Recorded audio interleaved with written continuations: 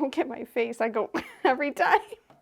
Do you ever find furniture at the thrift store that may be the right shape or size for your home but doesn't quite match your decor style? Well, today I'm going to show you how to transform a furniture piece into something very, very on trend and high end.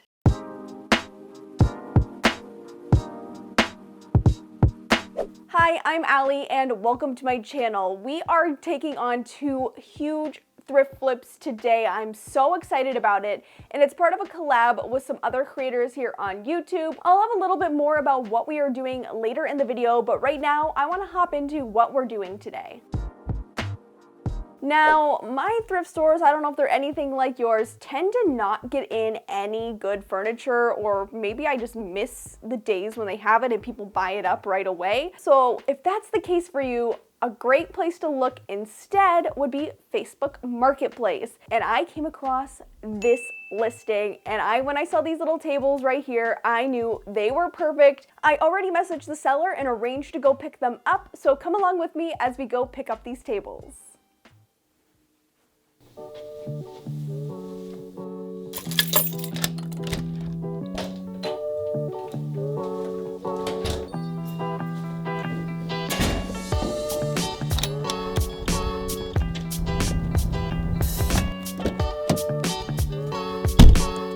Starting route.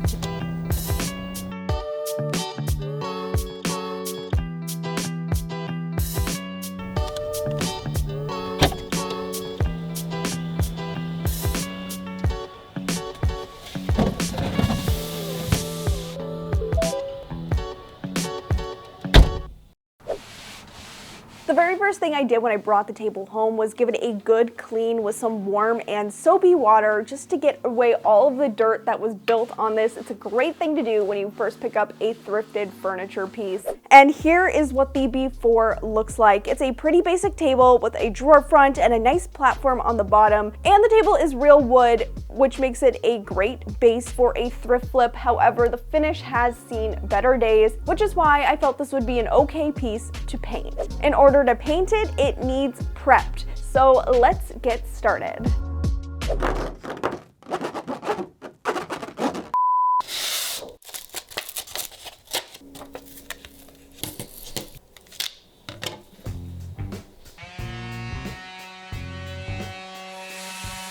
When sanding to paint furniture, you want to do it in two steps. The first is to rough up the pre-existing finish, and then the second is to smooth anything away. And I started by sanding the entire piece with 100 grit sandpaper and my electric sander. Now this is optional, but for these small details and hard to reach areas that the electric sander couldn't get, I used the sanding attachment on my oscillating multi-tool, and this is such a handy way to get into all of those little crevices. But of course you could do all of this by hand. You don't need to go out and buy a fancy tool.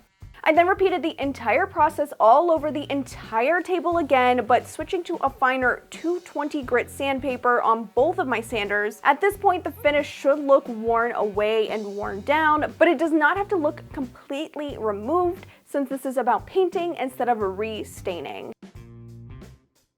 Finally, I used a tack cloth to clean up all of the dust on the piece before I could bring it back inside.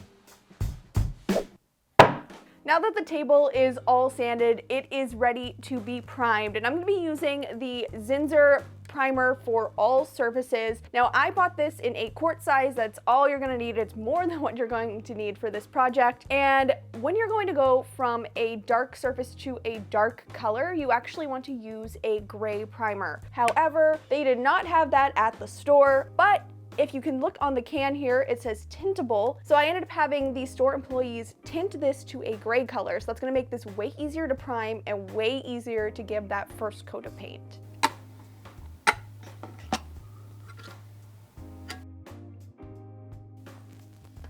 Ooh, that's a lot. That's a lot. Why is this not going on?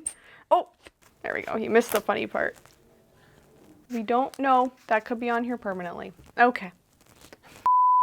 Before we get started though, I do want to talk about a couple other options that you could use to paint any sort of furniture. One would be chalk paint. That really removes the steps of sanding and priming. However, you could also buy a paint and primer combo. Unfortunately, the paint I picked up, I didn't realize was not a paint and primer combo, and so that's why I'm choosing to go with the gray primer. Plus, I do find that adding a primer does give you a smoother surface and prevents less layers of that paint in the color that you're going for, because the primer will soak into the wood rather than your more expensive paint color.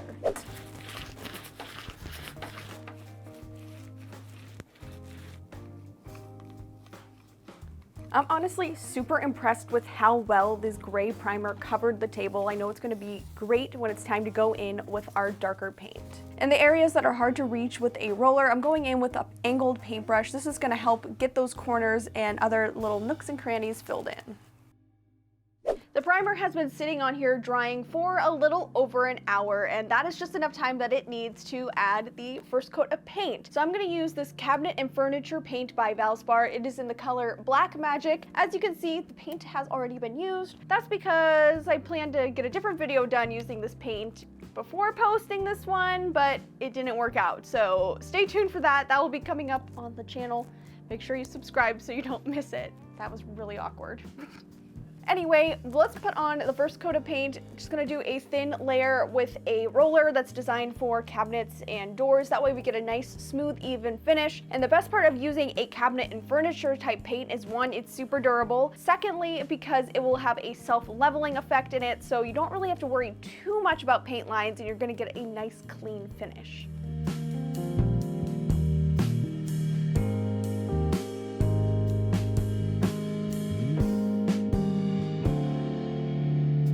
This paint required at least 8 hours to dry, and after it was no longer tacky to the touch, I was able to go in with a second coat of paint, and I was very thankful that I only needed to do 2 coats of paint to completely cover the table. While that paint is drying, I wanted to hop in here and mention that this video is part of a collab with all of these amazing and talented ladies that you see on the screen right here. All of us are tackling a furniture thrift flip, and we all have our own different unique styles and techniques, and I know you're gonna love it and you're gonna learn so much from all of their videos. So as soon as you're done watching this video here, don't forget to head to the description box, click that link, and check out all of the other videos that are part of this collab. I know you're going to love them, and I am so excited to see what everyone else came up with. Now that the second coat of paint is completely dry on the table and the drawer front right here, now I want to add a really nice detail to the front of this drawer here, and there's a lot of different ways you can do it. I previously upholstered a drawer front using some fabric, but I want to do something that I've had in my stash for quite a while, been waiting for some projects to use it on, and that is some cane webbing. Cane webbing has been popular in home decor for quite a while now. Of course, this is a very traditional style that has made a comeback in recent years, and I've been wanting to do something, some sort of furniture project with this. I think it's gonna add a very nice touch and contrast to the dark black paint that is on the table. And I bought this specific cane webbing you see me using here from a shop on Etsy. They have all sorts of different types and varieties. I will make sure I link their shop down in the description box. So to get started, the first thing, of course, you want to do is measure the space that you want to cover with the cane webbing, and I'm just going to do that, mark it, and then get to cutting of the material.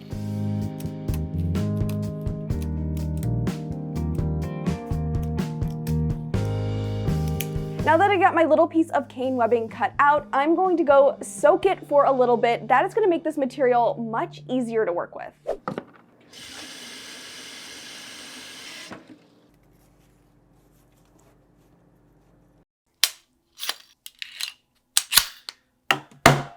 Using the stapler, we're going to start applying staples down the drawer front. We're going to start on one side, and then you're going to want to go directly across on the other side of the cane webbing and staple that down and continue working your way down the end. That's just going to ensure that the cane webbing lays nice and flat in the inset on the drawer front.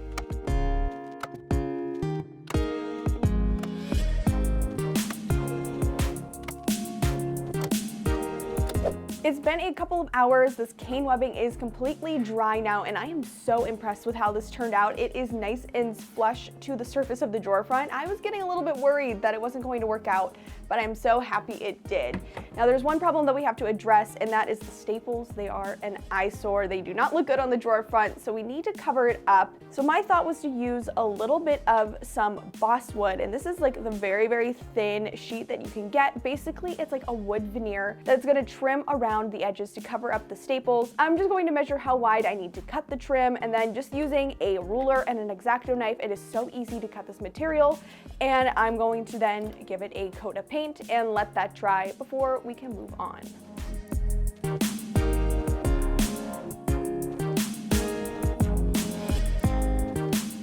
I think I might have also created some sort of modern art. I then used some wood glue and a little help from a Dollar Tree makeup applicator. These things are so handy to have in your craft stash to adhere the trim pieces to the cane webbing, and I held it in place with just some painter's tape until it dried.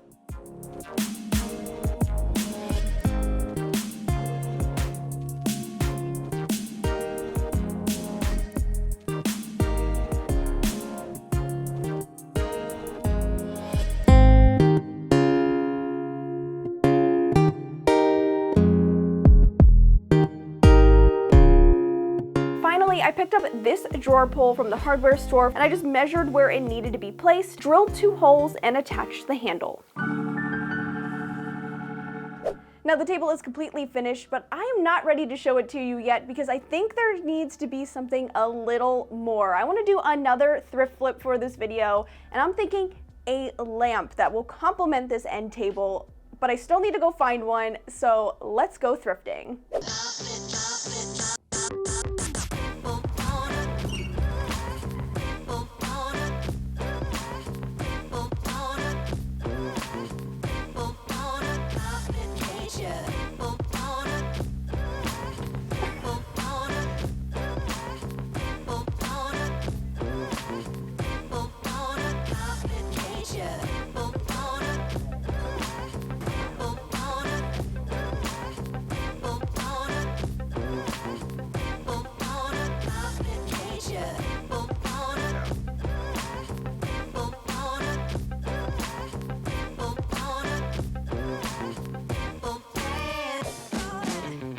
I'm back and I found a lamp. This is this lovely little seafoam green lamp that I really don't think is cute, but I think it has great potential. I like the shape of it. It fits a lot of decor trends that I'm seeing as far as different lighting and lamps go.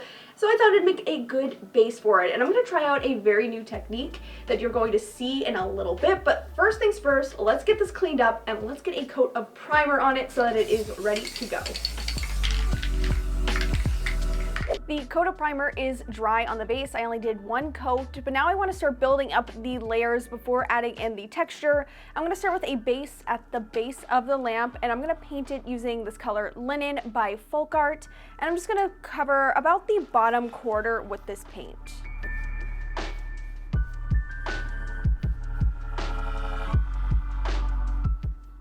Now, if you've been following my channel for a while, then you know I enjoy doing some DIY or faux techniques to texturize vases and other objects like that, and I'm going to do the same thing with this vase. However, I'm going to be using a new medium, which is concrete patch. And I saw this idea from an account that I love and enjoy on Instagram, Jenna Sue Design, where she used the concrete patch to make her own version of a lamp like this. I think it's going to be pretty simple. I'm pretty sure all I need to do is take this putty knife and begin applying it to the surface of the lamp, and we'll go from there.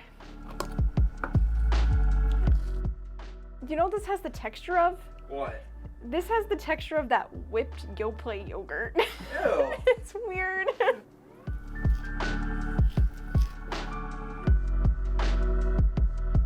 So it's not ideal, but I did find it's a little hard to use the putty knife to get this top part covered. So I am going in with my hands to smooth it in and kind of get this little lip that's right here, the edge, and this underneath part. I would definitely recommend wearing gloves. It's a little too late for me to do so. But I'm gonna just get this covered, and then I'm gonna proceed for the rest of the vase using that putty knife.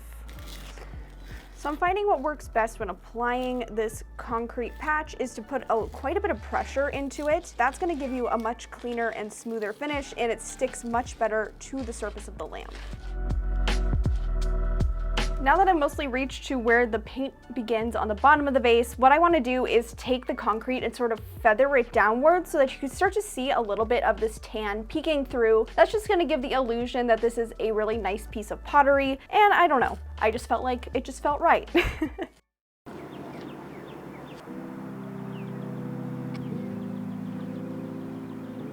It's day 2 on this lamp thrift flip, and I am outside right now for a number of reasons. 1, because it's a fairly nice day out, so I want to enjoy it. 2, because I'm about to sand the lamp and get off some of this rough texture, so I want to not have that all over my apartment. And 3, I need to put another coat on the lamp, and I think I needed some better ventilation than I had the last time, so I'm gonna go in to start out with a medium grit sandpaper just to get this a little bit more smoothed down. That way it's all ready to go for a second coat of that patch.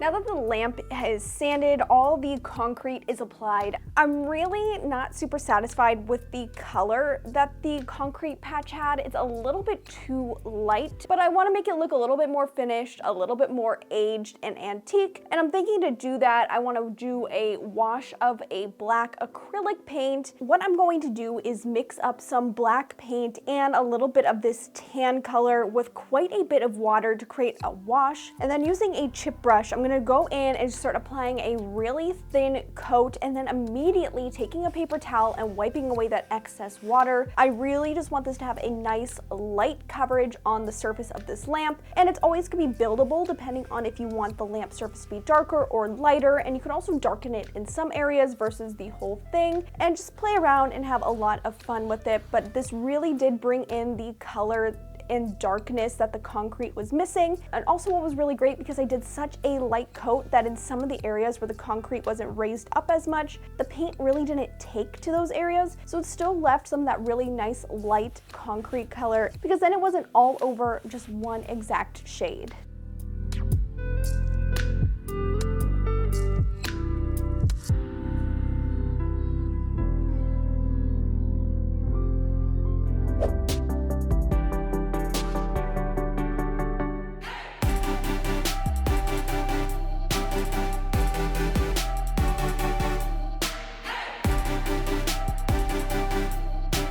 I love how both of these pieces turned out. They really perfectly match my home decor and style, bringing in that mid-century modern look that I have in my living room, but also a touch of the transitional look that I'm really loving and starting to shift my decor style to. Now don't forget to check out the rest of the collab for more furniture flips with the link in my description box. Thanks so much for watching this video. Stay crafty, and I'll see you next time, friends. Bye!